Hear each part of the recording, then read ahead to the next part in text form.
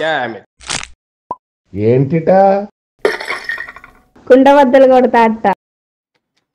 నమస్కారం, కుండబద్దలు ప్రేక్షకులకి స్వాగతం. నేను గౌతమ్ కాటా.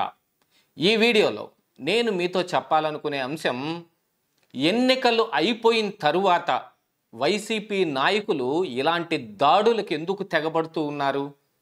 ఇప్పుడు దాడులు చేయటం వల్ల వాళ్లకు వచ్చే ప్రయోజనం ఏమిటి? దాని వెనకున్న అసలు కారణం ఏమిటి అనేది ఈ వీడియోలో నేను మీకు వివరించబోయే ముందుగా మన కుండబద్దలు ప్రేక్షకులందరికీ నా మనవి, గత 15 రోజులుగా ఈ కుండబద్దల్లో ఎటువంటి వీడియోలు రాలేదు. దానికి గల కారణం ఏమిటనేది మీ అందరికీ బాగా తెలుసు.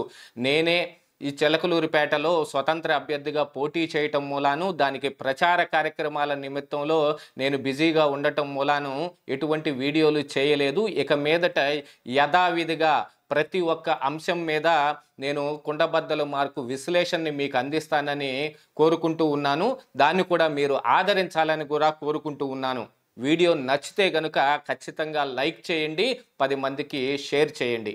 ఇక అసలు విషయానికి వస్తే, ఎన్నికలు అయిపోయాయి, ఏదైనా దాడులు చేసో లేకపోతే తెలుగుదేశం నాయకుల్ని కానీ జనసేన నాయకుల్ని కానీ అసలు విపక్ష నాయకులు ఎవరు బయటకు రాకుండానో ఏదో ఒకటి తిమ్మిని బమ్మిని చేయడం కోసం వైఎస్ఆర్ కాంగ్రెస్ పార్టీ నాయకులు ఎన్నికల ముందు దాడులకు ఏదైనా పాల్పడితే దాని వెనుకున్న కారణం మనకి ఇట్టే అర్థమైపోతుంది. కానీ డీజీపీ మార్పు జరగటం మూలాను చిట్ట చివరి రోజుల్లోనైనా సరే పోలీసులు ఒక వైసీపీకి అనుకూలంగా ఉండే వాళ్ళందరినీ కట్టుదిట్టం చేయటం మూలాను, లేదు ఎన్నికలు సజావుగా జరగటానికి కూడా ఈ ఎన్నికల కమిషన్ చాలా రకాలైన నియంత్రణలు తీసుకురావటం మూలాను అనేక రకాలుగా జరిగిన ఈ ఎన్నికలు మాత్రం సజావుగా జరిగిపోయాయి. ఇంతకుముందు 2019లో జరిగిన దాంతో పోల్చుకుంటే ఇంకా ప్రశాంతమైన వాతావరణంలోనే ఎన్నికలు జరిగాయి అనేది మాత్రం అందరూ ఒప్పుకోవలసిన అంశమే. కానీ ఎన్నికలు అయిపోయాయి, ఇక ఓటర్లు వాళ్ళు నిర్ణయాన్ని ఈవీఎంలో భద్రపరచబడటం జరిగింది.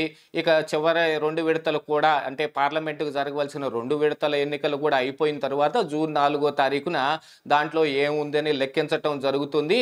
ఆ తరువాత ఎవరి భవిష్యత్తు ఏమిటనేది బయటపడుతుంది. మరి ఇప్పుడు వైసీపీ నాయకులు టీడీపీ నాయకుల మీద కానీ విపక్ష నాయకుల మీద కానీ ఇలాంటి దాడులకు ఎందుకు తెగబడుతూ ఉన్నారు?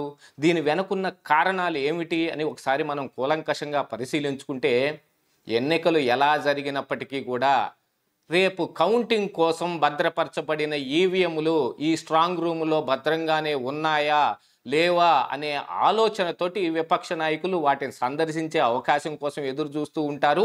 వాటి దగ్గర ఉన్న భద్రత ఎంత కట్టుదిట్టంగా ఉందో వెరిఫై చేసుకుంటూ ఉంటారు. ఏదైనా లేని చోట దాని మీద కంప్లైంట్లు చేయటం కానీ, ఈసీకి ఫిర్యాదు చేయటం కానీ, లేదు అక్కడ నిజంగానే భద్రతా వైఫల్యం జరుగుతోంది అని అంటే వాళ్ళు కూడా చర్యలు తీసుకోవటం కానీ జరుగుతుంది.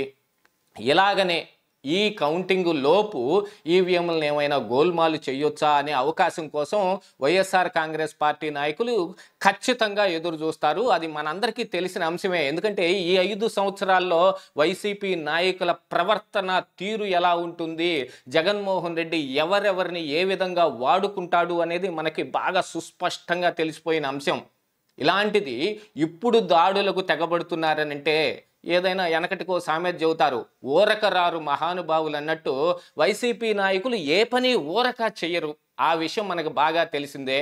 కానీ ఎన్నికలు అయిపోయిన తరువాత ఇప్పుడు దాడులకు తెగబడుతూ ఉన్నారు. పల్నాడులో కానీ, లేకపోతే చంద్రగిరిలో కానీ, లేకపోతే నగిరిలో కానీ, ఇలాంటి పలు చోట్ల ఇలాంటి దాడులు ఎందుకు జరుగుతూ ఉన్నాయి? అందున టీడీపీ నాయకుల మీద ఎందుకు జరుగుతూ ఉన్నాయి అని అంటే, టీడీపీ నాయకులే ఎక్కువగా ఉత్సాహంగా ఈ ఎన్నికల ప్రక్రియను మొత్తాన్ని సజావుగా జరగటం కోసం ప్రయత్నాలు చేసినప్పటికీ ఈవీఎంల దగ్గర, ఈ స్ట్రాంగ్ రూముల దగ్గర ఉన్న భద్రతని ఏ విధంగా ఉందనేది వెరిఫై చేసుకుంటూ ఉంటారు. అనునిత్యం ఒక కంట కనిపెడుతూనే ఉంటారు. ఎందుకంటే వైఎస్ఆర్ కాంగ్రెస్ పార్టీ నాయకుల్ని విపక్షాలు నమ్మే సమస్య లేదు కాబట్టి. మరి ఇలాంటి తరుణంలో ఈ దాడులకు తెగబడుతున్నారంటే టీడీపీ నాయకుల్ని కానీ విపక్ష నాయకుల్ని కానీ భయభ్రాంతులకు గురి చేసేసి వాళ్ళు బయటకు రాకుండా చేసే అంశంలో ఏదైనా ఒక స్టాండ్ తీసుకోవాలని వైఎస్ఆర్ కాంగ్రెస్ పార్టీ ఏమైనా నిర్ణయించిందా? ఆ తరువాత రేపు జూన్ 4వ తారీఖు జరగాల్సిన కౌంటింగ్లో కూడా ఈ విపక్షాల నుంచి నాయకులు ఎక్కువ సంఖ్యలో పాల్గొనకుండా ఉండటానికి కానీ వాళ్ళని అందరినీ భయభ్రాంతులకు గురి చేసేసి వాళ్ళని ఈ ప్రక్రియలో పాల్గొనకుండా చేస్తే తామేదైనా అక్కడ మ్యానిపులేట్ చేసే అంశం కోసం ఎదురు చూస్తున్నారా అనేది మాత్రం ఆలోచించదగిన అంశమే. కానీ స్ట్రాంగ్ రూముల్లో ఈవీఎంలు ఎంత భద్రంగా ఉంటే మనం వేసిన ఓటు కానీ మనం తీసుకున్న నిర్ణయం కానీ అంత భద్రంగా ఉంటుందనేది మనందరికీ తెలిసిందే.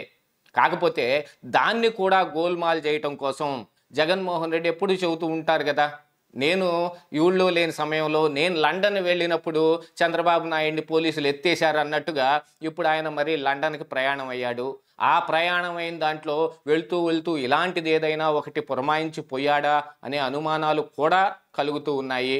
ఇలాంటి వాటన్నిటిలోనూ నాకేం సంబంధం లేదని జగన్మోహన్ రెడ్డి రేపు చెప్పుకున్నప్పటికీ, నేను అసలు ఊళ్ళోనే లేననే అంశాన్ని కూడా ప్రస్తావిస్తూ ఉన్నప్పటికీ కూడా మరి వైఎస్ఆర్ కాంగ్రెస్ పార్టీ నాయకులు ఎలా ఎందుకు చేస్తూ ఉన్నారు? ఈ అనిల్ కుమార్ యాదవ్ కానీ లేకపోతే కాసు మహేష్ రెడ్డి కానీ ఈ పల్నాడులో ఎన్నికలు అయిపోయిన తరువాత ఎవరినో పరామర్శించాలనే పేరుతో కానీ ఉద్రిక్తత పరిస్థితి తీసుకురావడం కోసం, అక్కడ ఉన్న ప్రజల్ని రెచ్చగొట్టడం కోసం వెళ్ళి చేసిన ప్రయత్నంలో వాళ్ళని తిరుగుటపాలో ఇంటికి పంపించేయటం జరిగింది. వాళ్ళ మీద కూడా దాడులకు తెగబడ్డారంటే మరి విపక్ష నాయకులు కూడా ఒకంత అప్రమత్తంగా ఉన్నట్టే కనిపిస్తూ ఉంది. కానీ అనునిత్యం ప్రతి రోజులో ఉన్న 24 గంటల్లో ప్రతి సెకను అప్రమత్తంగా ఉండటం ఎలా జరుగుతుంది? అలాంటి ఏదైనా ఒక అదును కోసం వీళ్ళు ఎదురు చూసి అప్పుడు దాడులకు తెగబడుతూ ఉన్నారా?